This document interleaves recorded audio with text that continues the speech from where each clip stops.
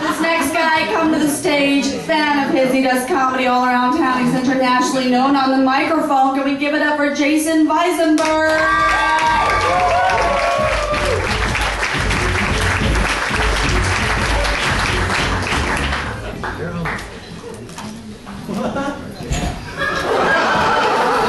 Sorry, I had to. The microphone stands, the Christmas tree, they're not big factors in my life.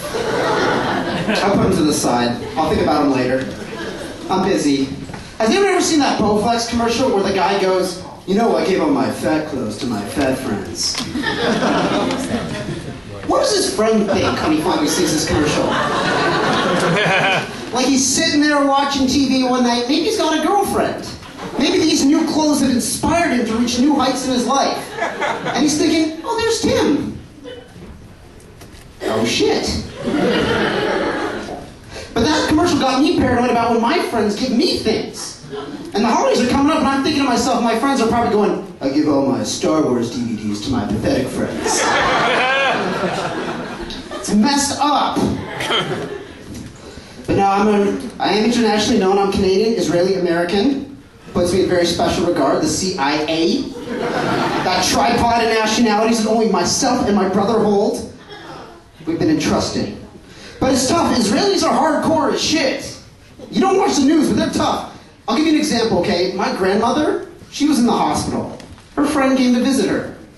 My grandmother tried to choke her. That was the friend. You can imagine how she loved the grandkids. Especially me, Mr. Ritalin Jones over here. It was rough, but no, she didn't use violence. Oh, she did not use violence. Food. What every kid wants. But then she passed this on to another one of my relatives. I have this cousin, her name's Debbie. She's a tiny little lady, but she is no little Debbie. That food is awful. I have seen plates themselves even beg for mercy. Like they try to break themselves. They try to make a run for it. And then what my cousin Debbie also likes to do is, after Thanksgiving dinner, she goes to wait for Christmas socks. This is a Jew. Christmas socks? Really? Buy two, get one free? Fuck me. That sounds awful. That's the worst idea ever. But the worst thing about this whole Christmas mishigas you guys have going for you is some of these songs. Like, have you heard that one? The guy goes, all I want for Christmas is my two front teeth.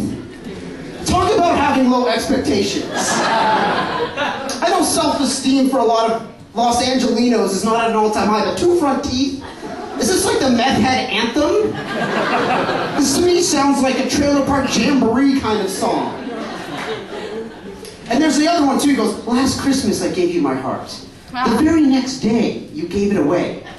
What a bitch! The next goddamn day? I give you my heart! That's a lot going on there. I don't give that to anybody. I hope she kept the receipt. Because you don't always get full value back, I gotta say. I work in retail. Shoot me, okay? This is my worst time of the year. Everyone wants a deal. Here's the deal. Get the fuck out of my way. You see me coming down the street, move. You ask me if shit's on sale, get the fuck out. I'm selling full price here. I gotta put kids through college. Not my kids, but like other people's kids, you know? It's complicated. It's legal technicalities, and the courts will play it out. It'll work out, hopefully, right?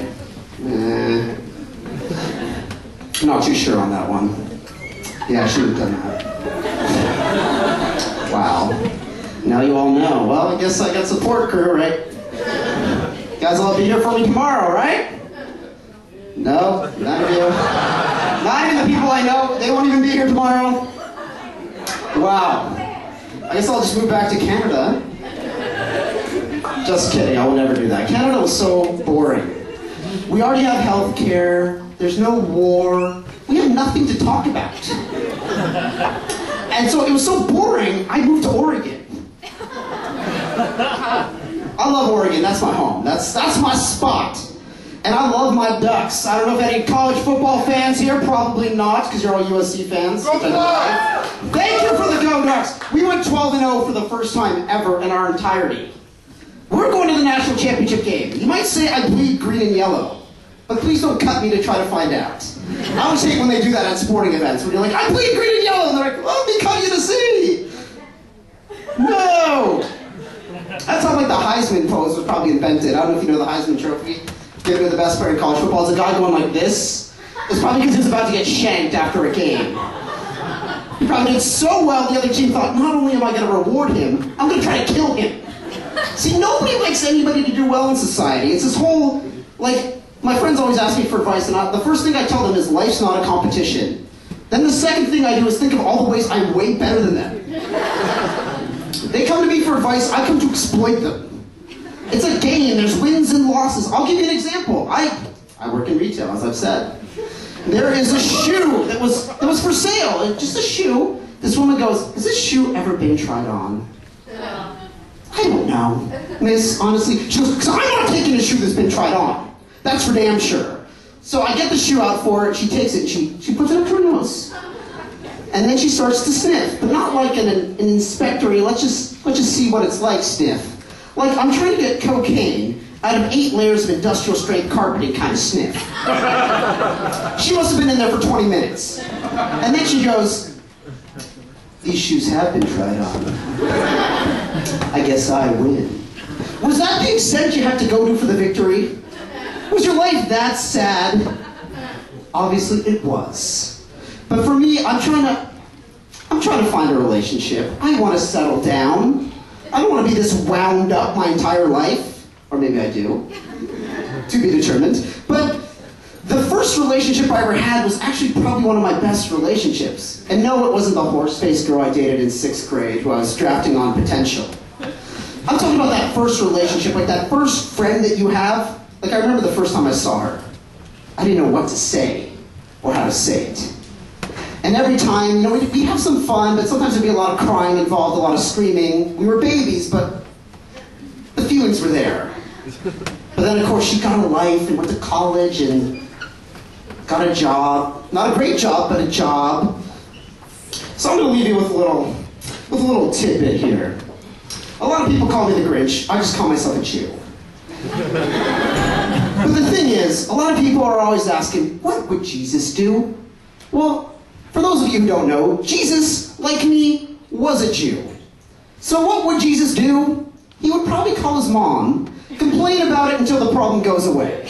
That is what Jesus would do. My name is Visenberg. Thank you guys very much.